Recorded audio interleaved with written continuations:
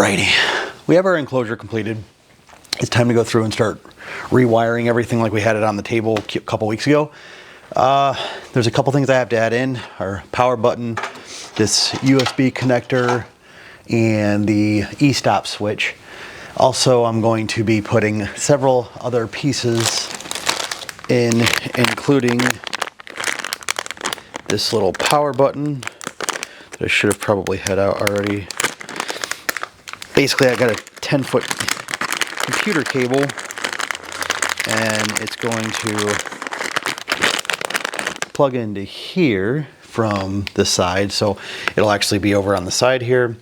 That'll have a little on switch, so that way I can completely cut power off to it on the other side of the e-stop.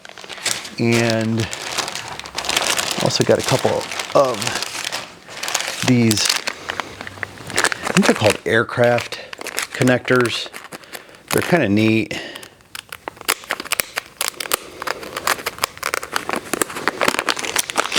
These are going to go out the side, and that might,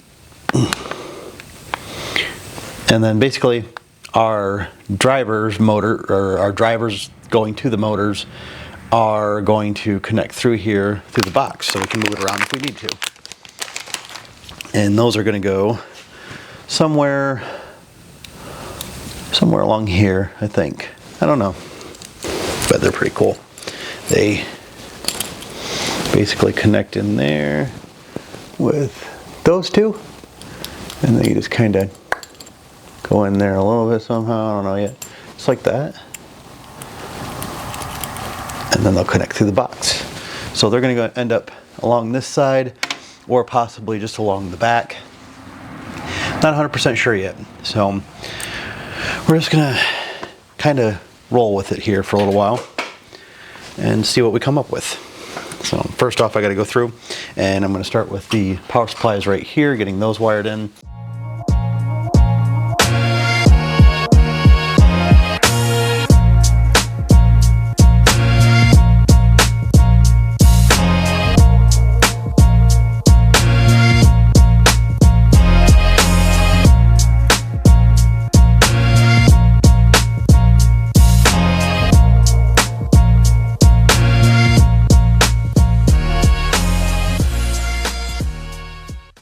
Okay, so now that we have some of the electronics hooked in, I'm going to go through and start getting this stuff cut out of the bottom so we can get these guys installed.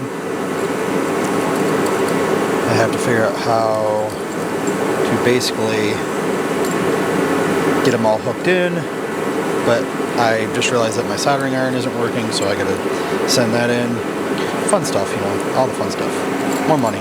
And I gotta do some measurements here so that way I don't run into anything coming through. I'm gonna have 3 of these guys basically hooked in right here, and then that power switch right next to it. So I gotta get that stuff knocked out. These are basically what are gonna connect the drivers to the motors. I got them so that way I wouldn't have to just like put a grommet in here. I'd be able to like unplug stuff and plug them back in. I think they're called aircraft terminals, but I'm not 100% certain on that. They didn't really have like a name that I saw. I don't know if you guys can even really hear me.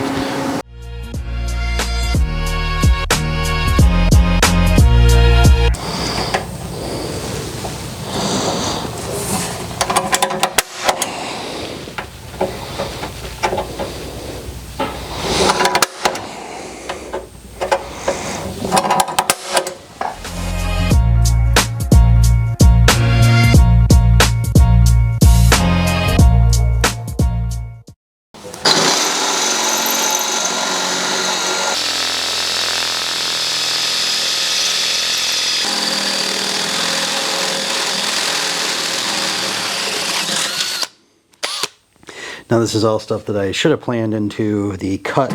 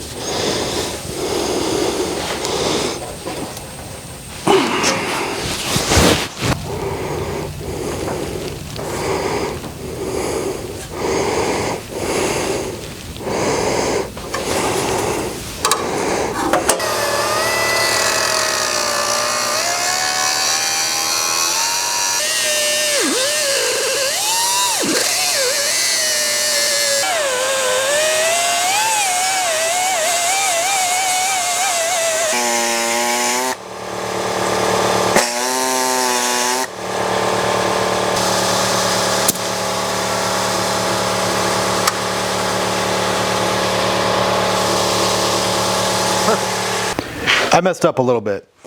I forgot to hit record again, I think probably for the second time on this video. We have a lot of stuff started in here. I do need to get my soldering iron fixed or go buy a new one, so I can't really go any farther today. Basically, we have to terminate our powers for the drivers, and then basically the wire for the motor side of each driver. Fans are kind of hooked up. I have a couple more things to do with the bottom one down here, but other than that, we're getting really close. I'm probably not going to make another video on this part of the build, just because you kind of get the idea. I don't think you need to see a bunch of terminals get, you know, terminated or whatever you want to call it. Basically me hooking up a bunch of random stuff. So in the next video, what we're going to do is we're going to try putting some G-code to this thing, because I'm just going to hook it up to the router.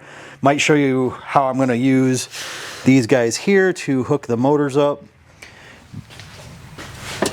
But we're real close. Like, I am going to say here within the next week I'm going to be using the router. I'm super excited. It's time. It's been like a really long road, and I'm just ready. But that's enough for today on the enclosure. I got a bunch of stuff to do this week. Gonna try and get on this thing this weekend so we can get it up and running. I'm Zach Leber. This is the Laboratory, and until next time, go build something. See you guys.